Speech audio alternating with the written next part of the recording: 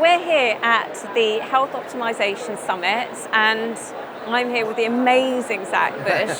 And we were talking about how, just literally in the last 5 years, how this space has grown immeasurably. And I know you've been a key component of that. So I'd love to start off with just talking to you about your journey into this space, and particularly the gut microbiome. Yeah, so I think the whole industry of medicine is starting to come to terms with the fact that the chronic disease epidemic was born at the same time that modern medicine was born. And so we really have failed as a medical system to stem the tide of disorder and disease within the households. And so we now have 1 degree of separation in every household in the world knowing a chronic disease. And so every home is being either directly affected or a loved one affected by the chronic diseases that have become so prevalent.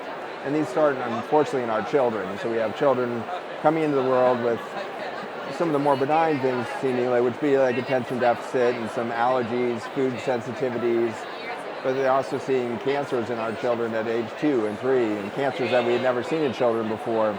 And so from just the attention deficit all the way to cancer, that whole gamut expressing in children is paralleling this explosion of disease in our elderly population with Alzheimer's, dementia, Parkinson's, neurodegenerative disorders like MS.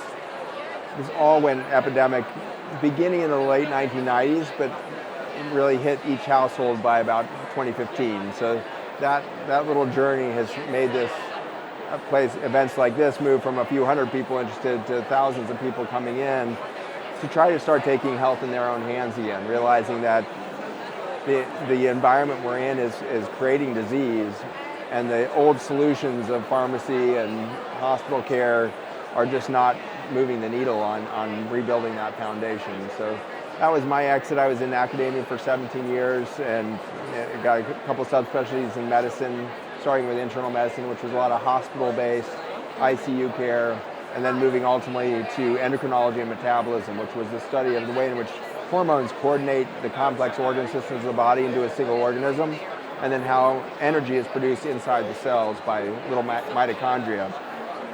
That's the metabolism side of the specialty. And that's where I really started getting towards that root cause question of what's the root cause of the diseases and what's the root solution. Because the mitochondria are little tiny bacteria that live inside of our cells and produce energy. And those bacteria inside the cells are very sensitive to the chemicals that we are surrounded by in our modern food, and even the air we breathe, the rain that falls on us, all carrying chemicals now that are potent antibiotics. And so it's that loss of the fundamental vitality and biodiversity of the planet and people that's leading to this chronic disease epidemic. And you were the one to sort of coin the whole kind of link between us being an ecosystem and that the analogy of the human being one big ecosystem.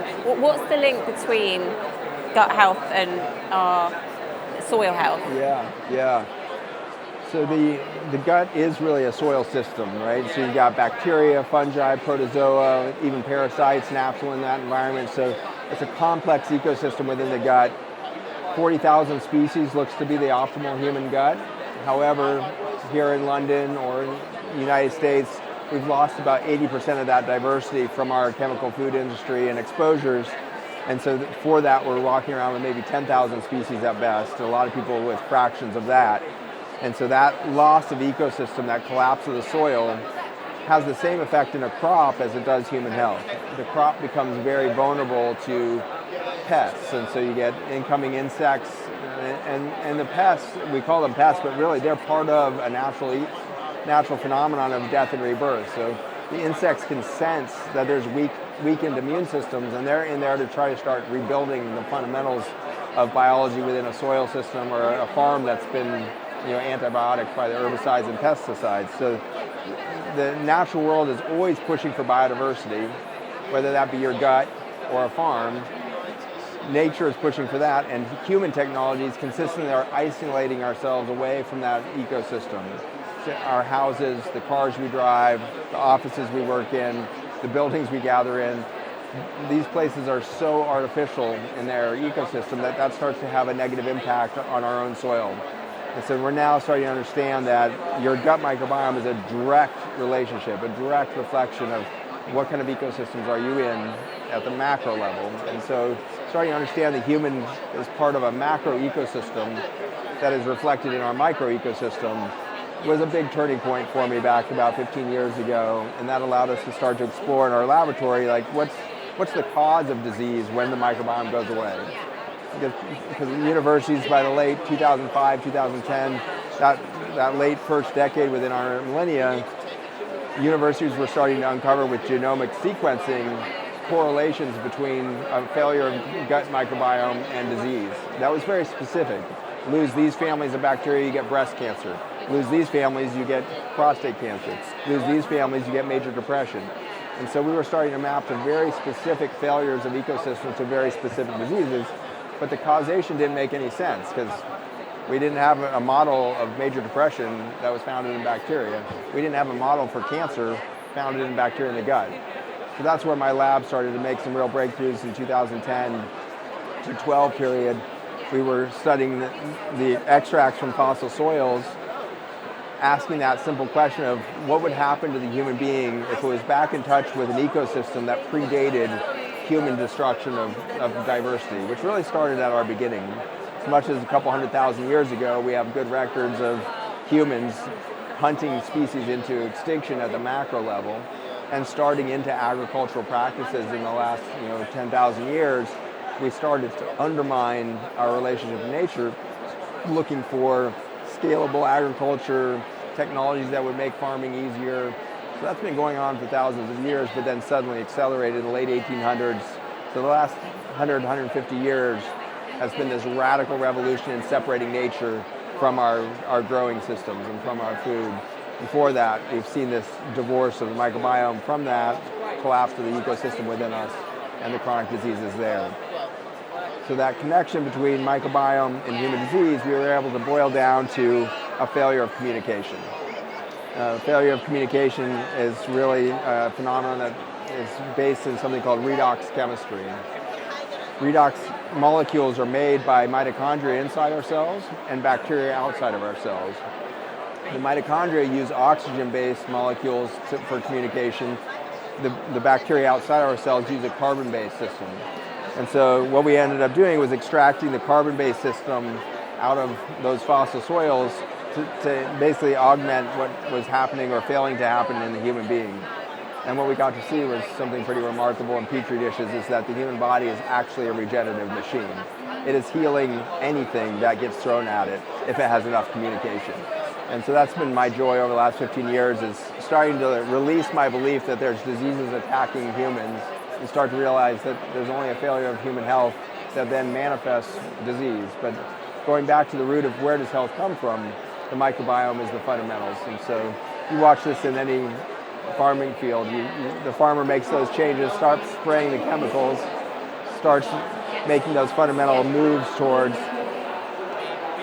I'll wait for this to get over here. I'm not sure how much that is coming through, but as you spare the soil the chemical insult, you get to see nature responding very quickly. And in the same way, as you build back that fundamentals of the soil system in the human, you get to see that person turn the lights back on. It must have been like an aha moment with that petri dish, right? Many aha moments. And they keep happening on a weekly basis. Our lab group, I think, is one of the most exciting places to be in the world, because every week we get to see nature doing something inside a human body that we had never imagined before.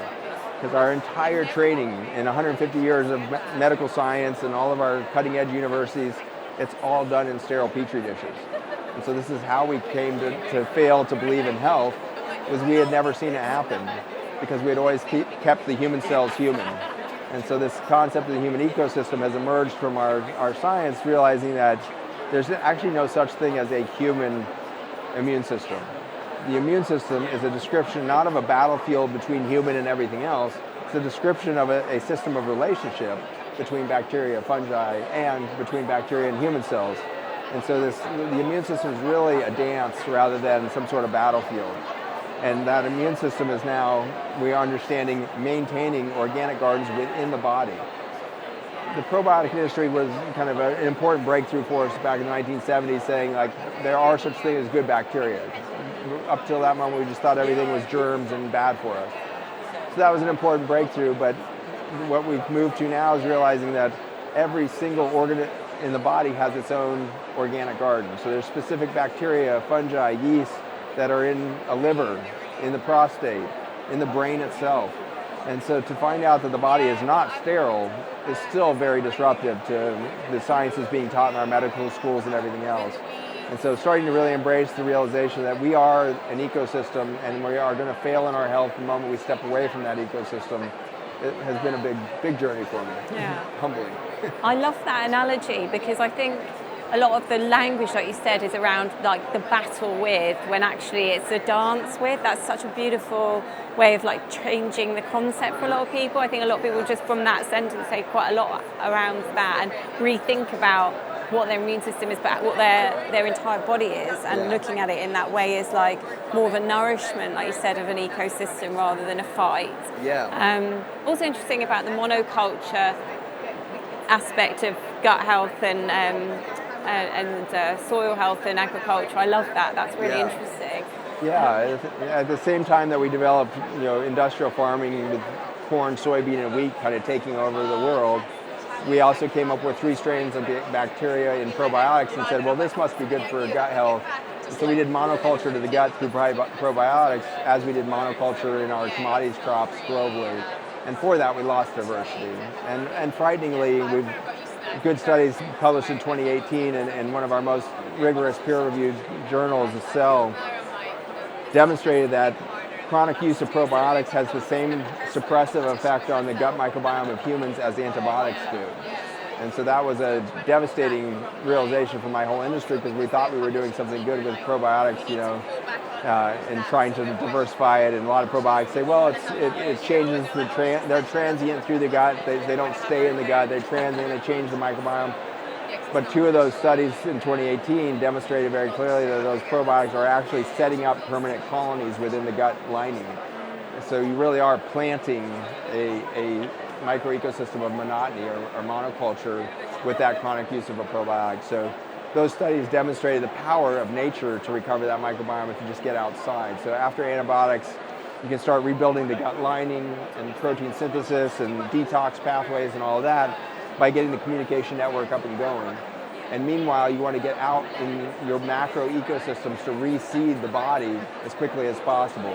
And with that good aggressive outside work and getting out there, you can within 4 weeks recover the microbiome diversity that failed under the antibiotic exposure. And so that's a big promise, I think, that nature's basically got her arms open, waiting to dance, I guess.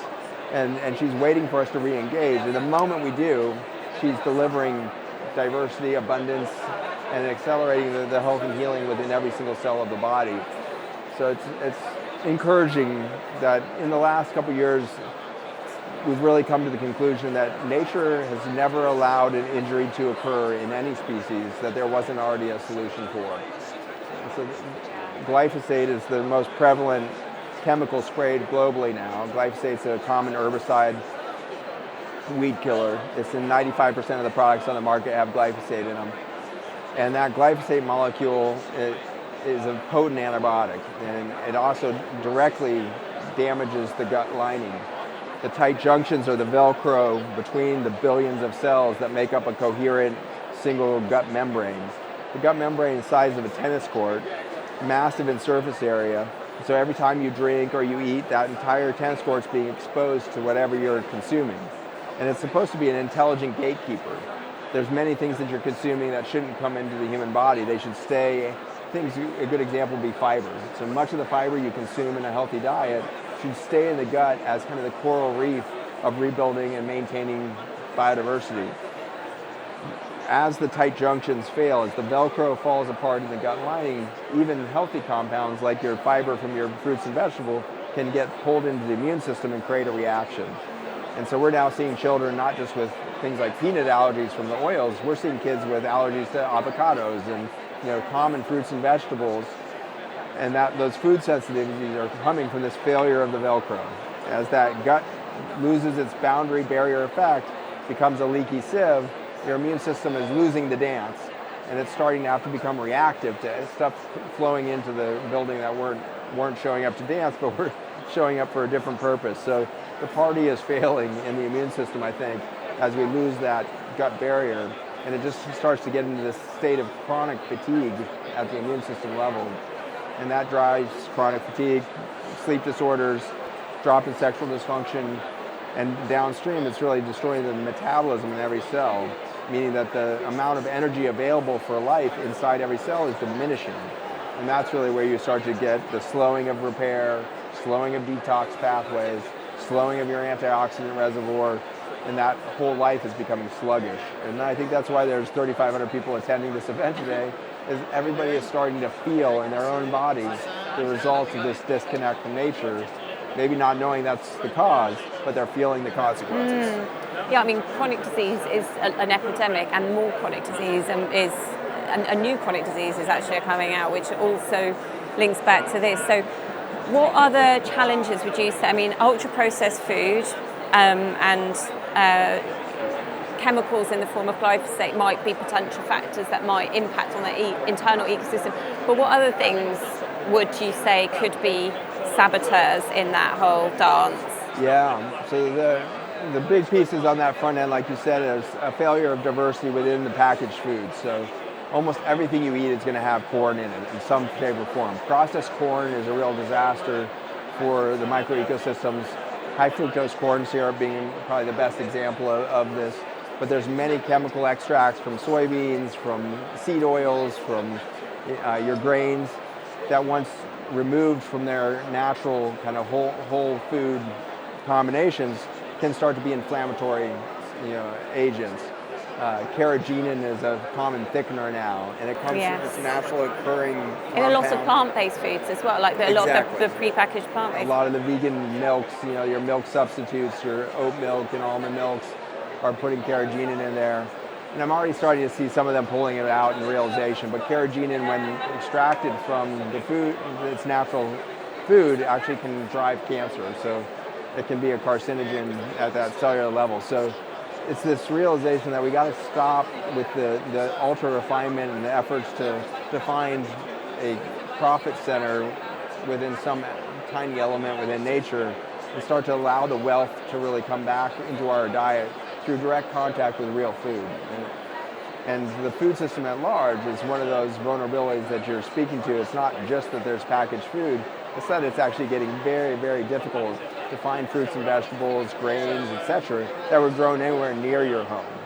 And so for most of the industrialized world, Europe, UK, US, Australia, we have 5,000 kilometer supply chains.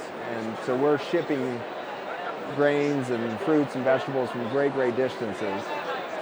And with that long supply chain, you have this decrement of nutrient density in the food itself. So loss of nutrient density, loss of biodiversity within the food system, and then the chemical residues that lie in all of that are the three major threats, I think, to the microbiome health and biodiversity, connection to nature, and all of that. And the solutions are kind of interestingly easy, which is... Well, I was going to ask you that. So what can we do, Zach? It's like, well, it's actually like nature sitting there, your dance partner's waiting for you, and you just got to get back on the dance floor of life here. And so what we're seeing is that the faster people get out back into ecosystems and start to just grow a little bit of food. It could just be a single plant in your pot in the window. If you've never grown anything and you believe yourself to be terrible at growing things... Me. I kill everything. That's right. If you got that brown thumb, then I recommend a mint plant. Mint seems to be like bulletproof. So you get a peppermint plant, put it in the window, water that once a week, watch that thing grow in a little bit of sunshine, a little bit of water, pour a little bit of ion in the pot to see what this stuff does. That's a good tip. Yeah. You'll get to watch gut health happen in front of you if you grow two pots. Do your own controlled experiment, mint with this, mint without this, and then ask yourself, what am I growing out of?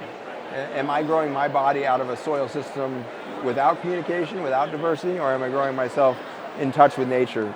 And so it's a very potent way to show you, and if you got kids, it's a very powerful way to show them that you are a garden. You are a soil system. You're the plant growing out of your own soil system.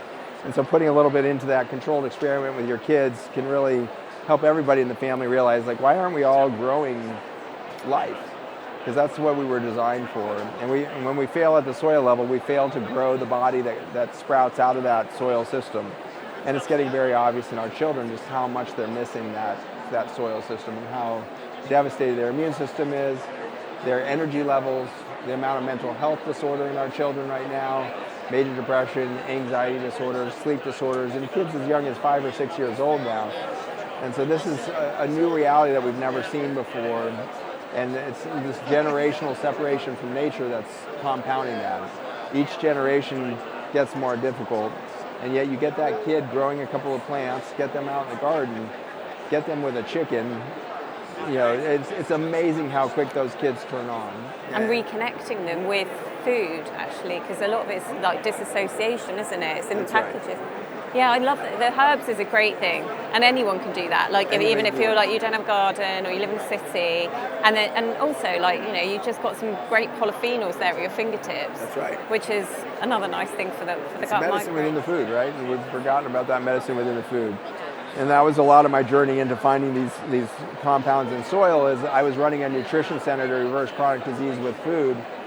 And we were finding that a lot of the most important foods that used to carry the medicine that would reverse disease weren't working. So your cruciferous vegetables be a good example. Things like kale, cauliflower, broccoli, Brussels sprouts.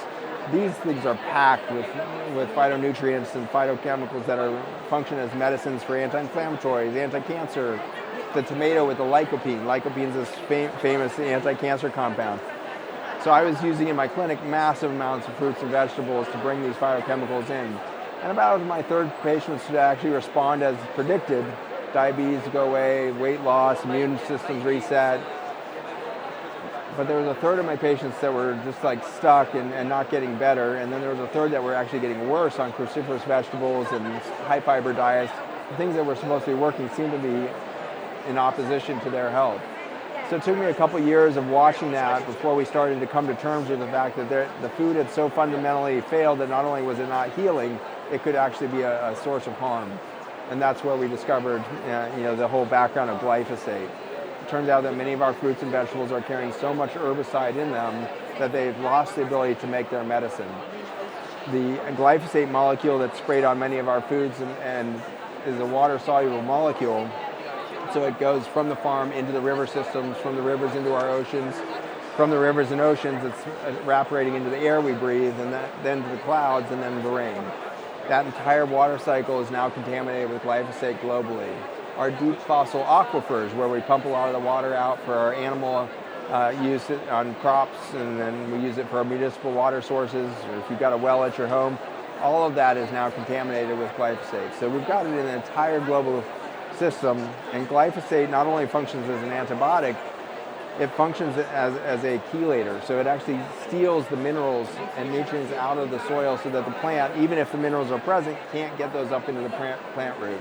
So glyphosate is starving the plants of micronutrients, killing the microbiome and macro ecosystem of the soil. So not only is it killing the bacteria, fungi, the mycelial network failing, it's also killing earthworms, nematodes, many of the other critical, bigger organisms within the soil.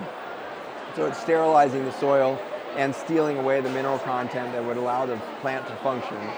And along the stealing of minerals comes the blockage of the production of amino acids. So glyphosate directly blocks bacteria and plants from producing what we call the essential amino acids. There's 22 amino acids that produce the 400,000 different proteins in my body. It's kind of like an alphabet. You got 26 letters, you got 5 vowels. If you start taking away the vowels, you start misspelling every word. And the vowels in the amino acid world are the essential amino acids. There's 9 of them. And 4 of those, alanine, phenylalanine, tyrosine, tryptophan, are made by an enzyme pathway called the shikimate pathway. That is the method of glyphosate. And so glyphosate was originally patented as a blocking agent on the shikimate enzyme pathway. Humans don't have that pathway, and so we can't produce our own essential amino acids. For that reason, we are fully dependent on the plants and the microbiome within our gut to provide those amino acids to our system. Monsanto, when they came out with glyphosate, which was popularized through Roundup as a weed killer, said their tagline was safer than water. And so they wanted people to believe that this herbicide was safer than water, and their argument was the function of this is to block the shikimate pathway. And humans don't have the shikimate pathway, so what harm could it possibly do to a human? I think that when that ad campaign was out there, they couldn't even imagine what would become their ultimate success was genetically modifying crops so that they could be sprayed directly with this Roundup chemical. Before Roundup ready crops, they were spraying, had to spot spray, but if it touched the corn, it would kill the corn. If it touched the soybean, it would kill the soybean. And so it wasn't until they genetically modified those plants in the mid-1990s that we started to see massive usage of these chemicals come into vogue. And at that point, it was a trickle-down effect on human biology. We didn't know at the time either that it was breaking tight junctions and killing enzyme production, all that, but even just the shikimate pathway and the failure of those vowels within our building blocks, within the alphabet of life, deleting those 4 critical letters out of the alphabet started to have massive trickle-down effects in the womb. And so as a child tries to knit itself together, as a fetus is building in the womb of its mother, it's building hundreds of thousands of protein out of those 22 letters. And if you take away 4 of those letters, it starts misspelling proteins throughout the body. And a misspelled protein basically has a decreased function or complete failure of function. And those can be structural proteins, it can be motor proteins that move stuff around, it can be detox enzymes that are there for DNA repair. All of that is getting sluggish at the genetic level in the womb. And so this is how generationally you start to see this decrement of function, is you're passing on not only a failed microbiome as the child comes into the world through the vaginal canal of the mother, they're supposed to inherit the microbiome of the mother. The organic soil of mom is at the beginning of gut health for the kid. Mom's now put on antibiotics during the labor oftentimes, and that's wiping out her microflora, so the kid is going to be born with a diminished microflora. And unfortunately, 30% of births in many industrialized countries are now by C-section, which is a completely sterile process, so the kid's coming into the world without any of mom's microbiome. So these are where we really start to have these generational decrements and declines that then manifest disease at younger and younger and younger levels of our children. It's like it's almost like the antithesis of what nature has designed in that whole process. So like, how would one, because it's fascinating / scary. How would one like avoid some of the things like gloves, or make choices with their foods or what they're doing from an environmental perspective to help kind of minimise exposure to those things? I mean, other than growing their own, like, would buying organic be a good step, for instance? I mean, yeah, every step closer that you can get to the soil, you're going to improve your health. Yeah. And so eating organic at a normal grocery store is your maybe first step. Second step is get to a farmer's market or one of these community-supported agriculture things where the farmer starts sending you a box every week right from their farm. This is how you start to bridge yourself back to nutrient density again. I'm a huge fan of the CSAs and farmers markets because if they pick those veggies this morning, the energy content and the enzymes that are functional in that food for those first few hours is logarithmically higher than it is on a grocery store shelf that got picked 2 weeks ago and now it's sitting there on the shelf. It's lost 90% of its life force in that journey. And taste, by the way. And taste. I mean, that's the thing. When you can't get people on the kind of argument with this, it's like you taste strawberries in season versus ones that are out. It's like infinitely different. And that ones have been grown locally. Like, yeah, I totally get it. And even my breakfast this morning was a good example. Roasted tomatoes today, off season, probably being shipped from who knows where, down south, probably somewhere in the Mediterranean or North Africa or something like that. So you've got long supply chain of a tomato. And then what you have to do to like make that palatable is add salt, fat, something, to get that. So you got oils and salts that are trying to get your brain to think this is delicious because it doesn't taste like a tomato anymore. So you got to do something. So for that long supply chain, we became prone to a food system that relies on the drug effect of fat, salt, sugar combinations to encourage us to eat. Because if we were really tasting our food, we would just change our food system because it doesn't taste good anymore. But we used fat, salt, sugar combinations to cover up that 100 years of decline of taste in the majority of our food. So I think the herbs are an interesting entry point again, because if you really taste peppermint, you remember that taste from childhood. You've forgotten that you haven't tasted fresh peppermint picked, fresh. if you want to take this to a really extreme, amazing aha moment, I love you can. These are good ones, right? So with that mint plant being a good example, or my favorite one is actually cilantro or coriander. That's divisive though, isn't it? Exactly, and that's why I like using this one. So a lot of people taste soapy, which is how it tasted to me when I was a teenager. My mom was a hippie in Boulder, Colorado, and I always tried to feed me cilantro. I was like, this stuff tastes terrible. Why are we eating this thing? Of course, acquired taste, you end up, that's like my favorite food now. But the one fascinating thing is to grow cilantro. You can get seeds at the grocery store even, or pick up some seeds of cilantro or coriander, just plant it at home in a box in the window, let that sprout, and go ahead and pick the cilantro right fresh and put that in your mouth and taste it. And it will taste different than it does at the grocery store. It'll be less bitter, less soapy, but those elements will definitely still be there. Then to blow your mind, don't pick it, and instead bend down and bite the cilantro straight without picking it. So you're getting a living life force within it. And you will have no soapiness, none of the bitter front end, and it will be sweet. And you will actually taste coriander for the first time in its life state, in its living state.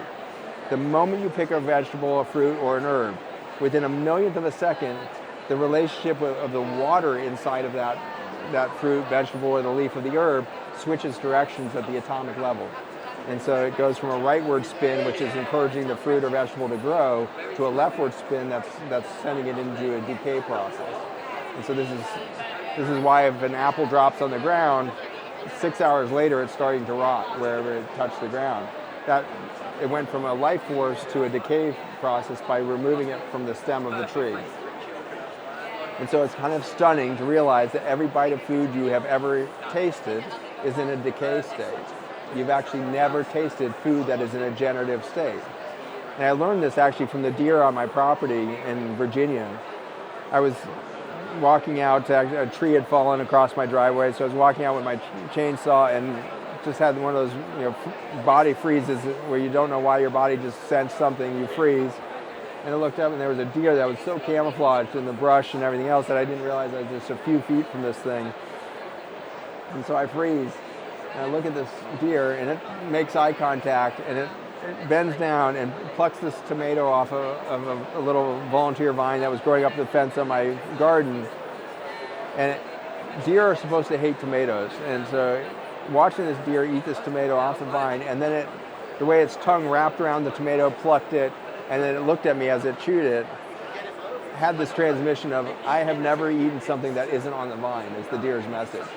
And in that moment I realized we're the only species that is foraging and eating off the ground. We're not eating off the vine. We're not eating living life force foods. And for that, I think we are very disconnected from the potential energy in food. So in a food system of the future, I think that there will be a seed tray at home on every table where you're going to at least have a couple bites of living food with every meal. And if you do this at home, I think your kids will have a completely different relationship to their whole concept of food. And a kid who doesn't like fruits, vegetables, or herbs simply hasn't grown them before. You let a kid grow a tomato plant, they're going to eat tomatoes. You let them grow a mint plant, they're going to eat mint. They can't help it. It's just so innate that once they see the sprout happen and then it's growing and they're watering it and they're doing the thing, there's a sense of real spiritual, emotional connection for the kiddo. And suddenly you've got a kid who's fascinated by that rather than repelled by the experience of a tomato that doesn't taste like anything from the grocery store.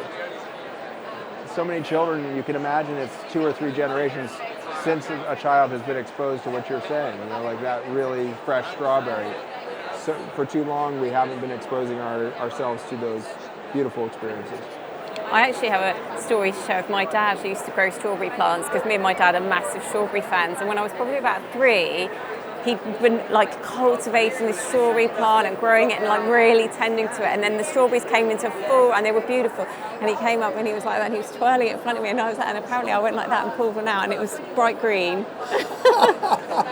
So I obviously needed to learn a bit of patience I like growing the enthusiasm. it. Yeah. I got the first strawberry. I got the first one, even though it was green. Just moving away from that, I'd love to talk to you about what you think are the major misconceptions around gut health and the gut microbiome, because there is a lot now, which is great because the conversation around gut health in the last 5 years even, 10 years, but definitely 5, it's got a lot more progressive. But with that, there is a lot of misconceptions or misinformation. So what do you believe to be the biggest misconceptions? Yeah, I think right now the ones we're facing the biggest challenge with is probiotics. It's now a $47 billion industry globally, and so there's so much money pushing probiotics into the food system. Certainly probiotics that you get from your doctor are one issue, but probiotics have now landed in your yogurts, in your sauerkrauts, in your fermented foods. And so our whole food system lost wild fermentation as an industry norm over the last 30, 40 years and went to the ease and speed and cheapness of fast probiotic fermentations. And so that's a big failure of the food system, and our perception of gut health is this over-trust in a probiotic market. And so that's going to take us, I think, another 20 years, unfortunately, to kind of reverse engineer our way out of the probiotic industry and allow our yogurts and our foods to actually start shifting back into wild fermentation is a very critical next step. Sourdough is an interesting step into this. If you want to experience this as a family again, make your own sourdough starter by just flour and water in a jar with a little bit of terry cloth or something over the top of it. Leave it out on the countertop.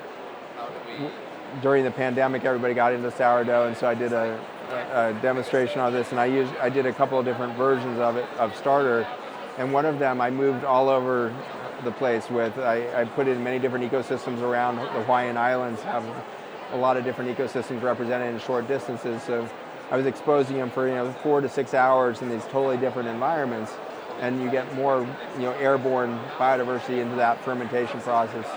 The more spaces you get it oriented into. So it was a cool demonstration of, again, the macroflora is your microflora. The macroflora does become your sourdough. And that journey, I think, can be interesting at home. If you want to, again, see the power of communication, just put a little bit of that into your sourdough starter and stand back. I might try that because I've killed so many starters. I feel like I should be fined for it. You've got a starter's graveyard going somewhere. A little bit. But that's a great. Of course, it's the same analogy, isn't it? And I love that because the kids or human, like anybody, can just see what's happening in their gut, in the soil every day with ferments. I will say that I do my own sauerkraut. That's having a Polish father. So. Oh my gosh, you're so fortunate. I think that saved my gut as a child. It really did, Wild fermentation of a sauerkraut is a massive gift. The sauerkraut's obviously got a bunch of nutrients, or the cabbage has nutrients, but they don't become bioavailable until they've seen bacteria.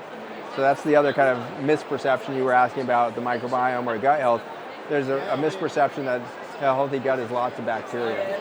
So really a healthy gut is one that's able to move nutrients from one place to another effectively.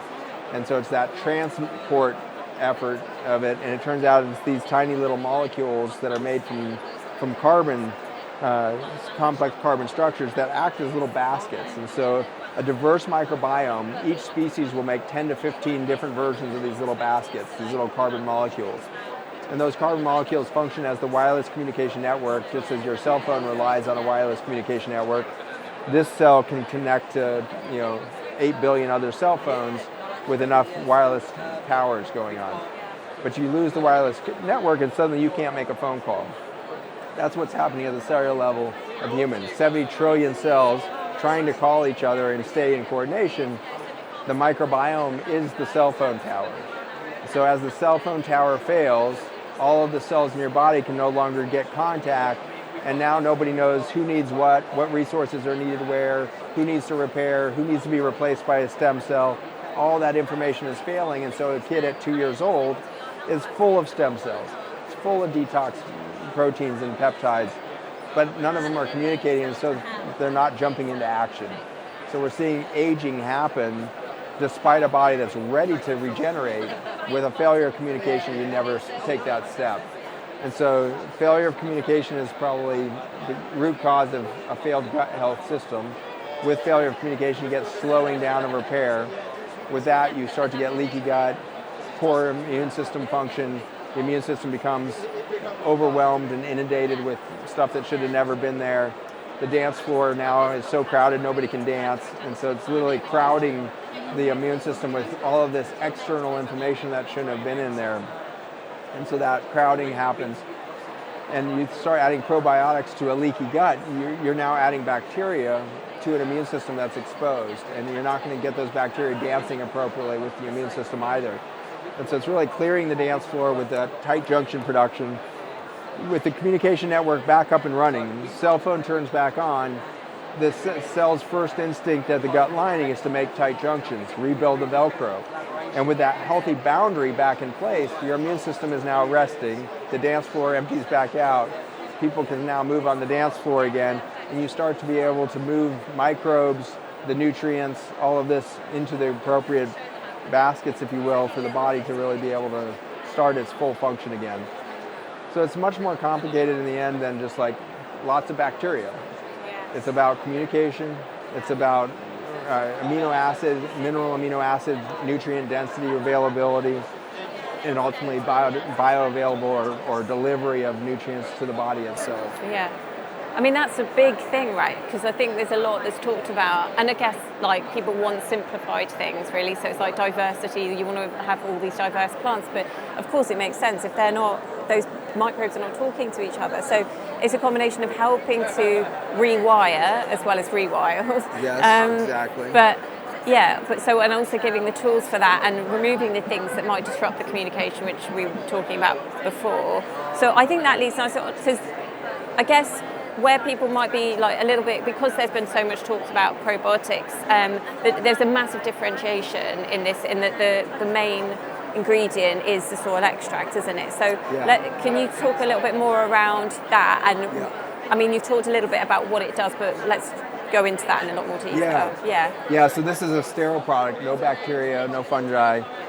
We are extracting this from a 60 million year old soil. And the reason why we went to 60 million year old soil is because we had our last major extinction on the planet about 55 million years back.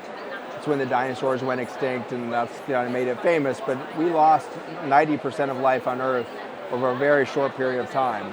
And most of that life lost on Earth was the soil system itself. So the great extinction 55 million years ago was the death of the topsoils globally from an asteroid that struck and wiped out topsoil levels with a layer of ash and dust that covered the world. We're now the proverbial asteroid in our chemical farming. So we're killing global soils with a chemical, milieu or stew of chemicals that's having that same effect of turning our soils into dust. And so to get back to really vital, carbon resources, we have to go back to where we had the richest topsoils in history. And that happened to be before that previous extinction. Over the last 55 million years, the Earth was rebuilding her topsoil levels steadily. In the Midwest, it was not uncommon to have 8 feet of topsoil when North America became colonized. We were seeing these verdant soils that we hadn't seen in Europe in thousands of years because it had been overfarmed and overdeveloped and all that. And so when those settlers and colonialists got to North America, it was like, this is going to be the most verdant bread box of the world. This is the secret. But even at 8 feet of topsoil, that doesn't even begin to compare to the topsoils that we had 60 million years ago, which were 25 to 35 feet deep. And so this Earth was a verdant place that we can't even really wrap our heads in imagination around right now in that distant 60 million years ago. The reason that's relevant is because when you get topsoils that deep and life force that's that vital that can really drive plant life, nutrient density, all of that, you get more diversity of the carbon molecules that are the wireless communication network. And so each species of that ancient soil was making 10 to 15 variants of these little carbon molecules. So you now multiply millions of species by 10 or 15 variants, you start to get into these billions and quadrillions ultimately of these carbon snowflakes is what we call them in the lab, because each one is slightly different shape. And so the carbon snowflakes bring back in this communication network, which is pretty amazing because literally all these people coming by the booth today, when we put one of these bottles in their hand and they've never heard of the product, that human is about to have an experience no human has ever had, because we've only been around 300,000 years, so we've never actually had access to the intelligence of soil from 60 million years ago until this product came out. And so it always gives me a bit of goosebump moment whenever I see somebody grab that or very humbling, pitch isn't down it? that first thing, and it's just like nature is doing this. Nature is revealing herself to humans in such a way that we're realizing that we can tap into her health and healing solutions from millions of years ago for the problems that we have today. And for me, this really is the definition of grace, is that nature imagined in her soils 60 million years ago a family of molecules that would become relevant, and actually probably life-saving to humanity 60 million years later when we developed a molecule called glyphosate that would kill her soils again, and it would function by deleting out the very things that she had provided 60 million years back. So watching ancient soil come in to provide the antidote to the very chemical that we're killing her soils by, it's such a graceful story of the fact that nature forgives, and not only is she going to forgive the mistakes of humanity, she's going to have a solution for the healing on the back end of it. So the product itself, it works on supporting the gut barrier function, doesn't it? And supporting mitochondrial health. Because mitochondrial health is also around the topic of longevity now, which is very zeitgeisty. So can we talk a bit about that? Yeah. So the layers of this, so when it first hits your gut lining within minutes, or your skin, we have a skin product as well, but as soon as it touches a cell system, protein synthesis increases. And so it starts making antioxidants, starts making the connective proteins, the tight junctions. So the Velcro in your skin or gut is accelerating its function very quickly. And so that gut support is instant at the barrier level. Second to that, you start to, by the interspecies communication, allowing the microbiome to develop that intelligent biodiversification again. And so the more communication you have, the more options there is to drive that biodiversity. Biodiversity drives adaptation. Adaptation drives biodiversity as long as there's communication along the way. And so that's really been my passion and excitement, really, is allowing that communication network to come back in to rebuild the soil system. So you're rebuilding soil, rebuilding the gut barrier, and then these molecules go into the body. And so now you're in the liver, in the vascular system, blood-brain barrier, kidney tubules. And so downstream, you're starting to see that same phenomenon: detoxification, increased synthesis of proteins, increased synthesis of your detox pathways. So that's all happening intracellularly in all of the cells of the body. And then, like you said, eventually getting inside the cell to the point where it's affecting the mitochondria. So our mitochondrial research over the last couple of years has been extraordinary. This is the first compound that we've ever watched in a petri dish increase cell energy production from any cell type that we put it on: gut, blood-brain vascular barrier, kidney tubules. As you put this on the cells, the amount of ATP or fuel that they're producing from glucose, fatty acids, any reservoir of nutrients or calories, the body starts producing more energy, which is amazing because this has no calories in it. And so it's the first zero-calorie compound that accelerates your body's production of energy. And so what it's allowing you to do is really tap into your existing resources and become much more efficient at mobilizing those resources into a usable energy form. So mitochondrial function, one of the things that we've demonstrated with it at the mitochondrial level is that it's actually improving the actual cell membrane function of the mitochondria itself. So this is referred to in science as mitochondrial membrane potential. The amount of electricity or electromagnetic field or light energy that's able to be held across the membrane of the mitochondria is now our best measure of longevity. So if you have a high electrical charge, high light energy inside the mitochondria, you have a very young biologic age. Your chronologic age tends to match that when you start moving that to a different space. So as you get glyphosate inside the cell, those cell membranes start to lose their resistance or their insulation effect, and the charge goes down in the mitochondria. And so that loss of mitochondrial membrane potential is symptom number one of a system that's about to fail. If the mitochondria have high vitality, then any insult coming into the human cell system is responded to very quickly because there's a high energy reservoir. But you see that mitochondrial membrane potential dropping, you got a problem.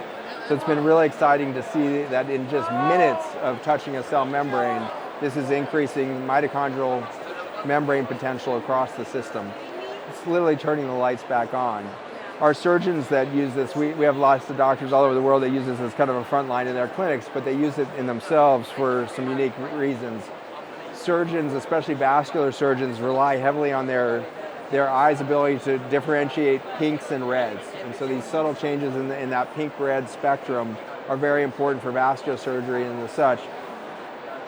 And they have found that if they drink, a little shot glass of that right before a 6-hour surgery, they can actually see better. They're seeing color differentiation more effectively.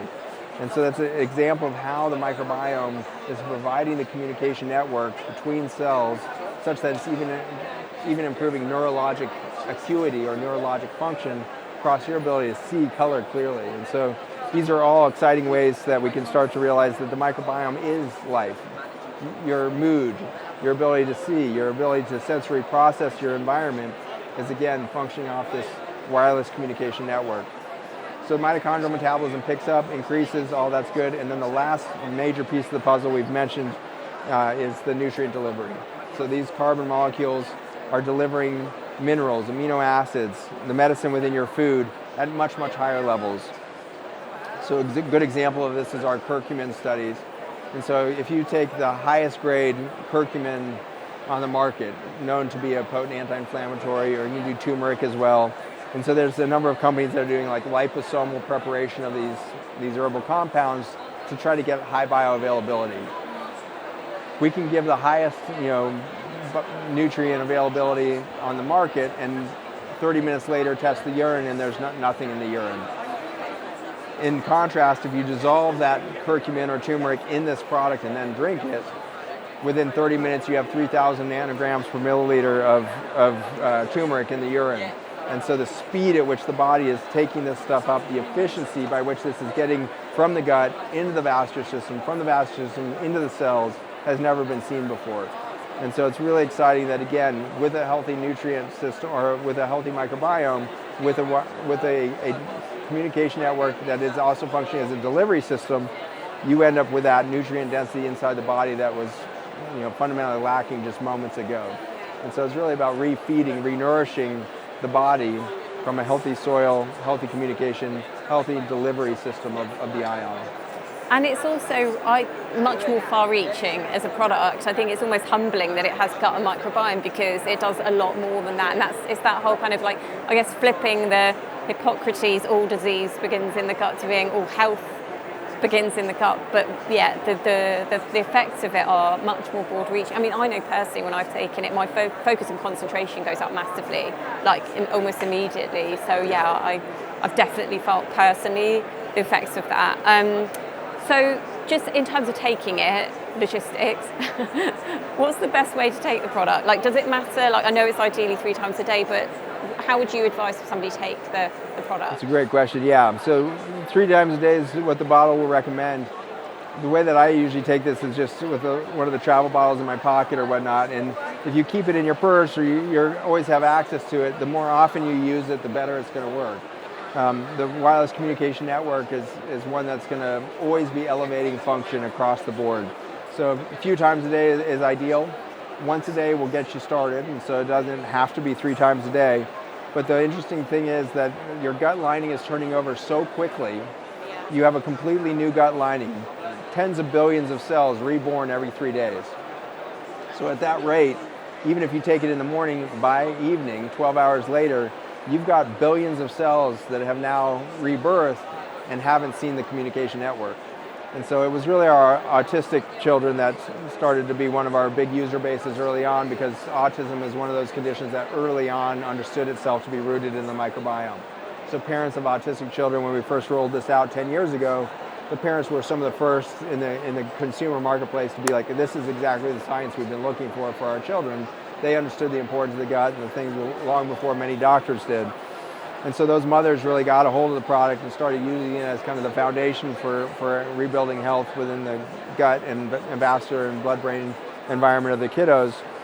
And what we found is the efficacy would kick in almost immediately, within minutes of getting that thing going. And so their speech quality would pick up, their ability for emotional processing would improve. But then by 2 o'clock in the afternoon, starting to diminish again. So by the time they got home from school, they were back in their kind of dysfunctional state. And so that's when we started to realize maybe we need to support more frequently with it. And so we added a midday usage with their lunch, and that's when we saw that baseline really correct.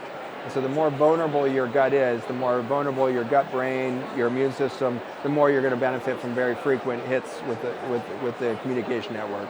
I think that's important for people to understand, because I get this in my practice where can I just load all my supplements in one here, but it's important to understand why I actually need to do it more regularly because of that turnover thing. I mean, you can take it over the age of 3, so there's very few, if any, contraindications for somebody taking this? Yeah, we don't have contraindications, but what I would say is that the sensitivity can be there, and so the more changes that need to happen in your gut, the more you're going to feel.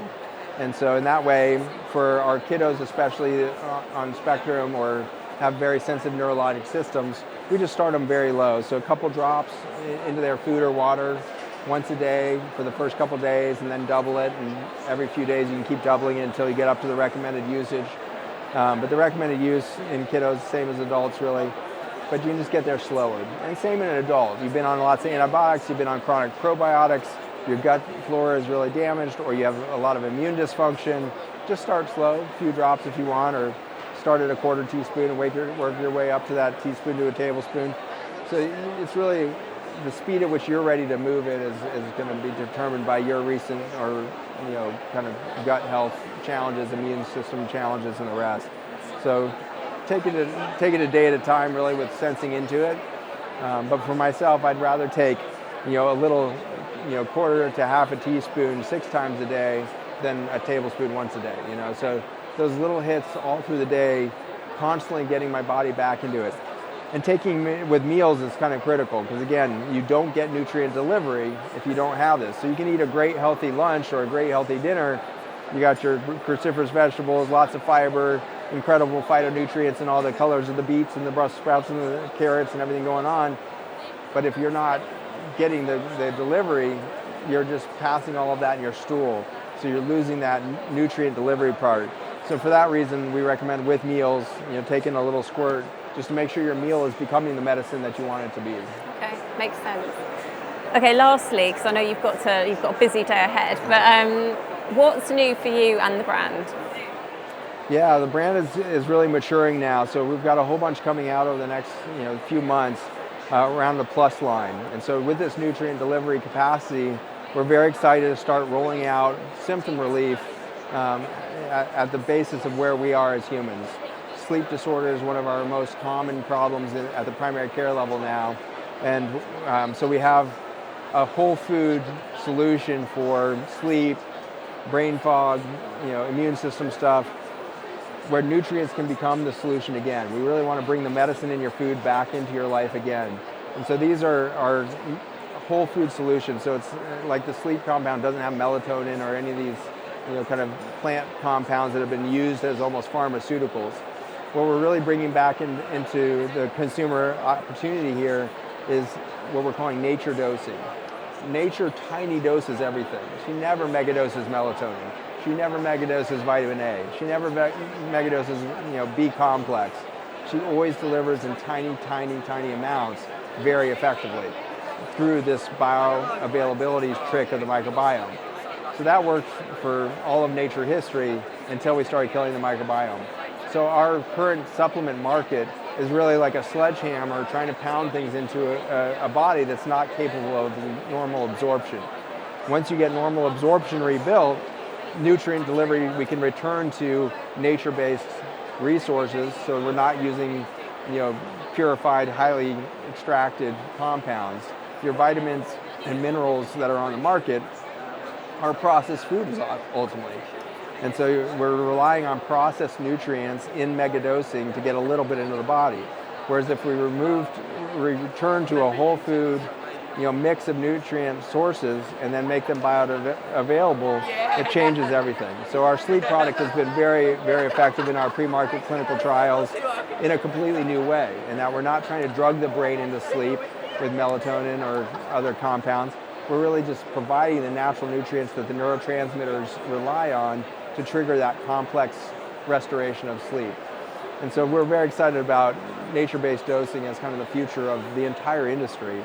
I would love to see this whole industry start to realize that whatever product they're pushing will work better when reconnected to soil systems. Yeah, and that's such an empowering note to end on, and I thank you so much for your time. It's always such a pleasure to talk to you. You are so inspiring. Eve, it's awesome. Thank you again. Good luck with your sourdough. Thank you so much.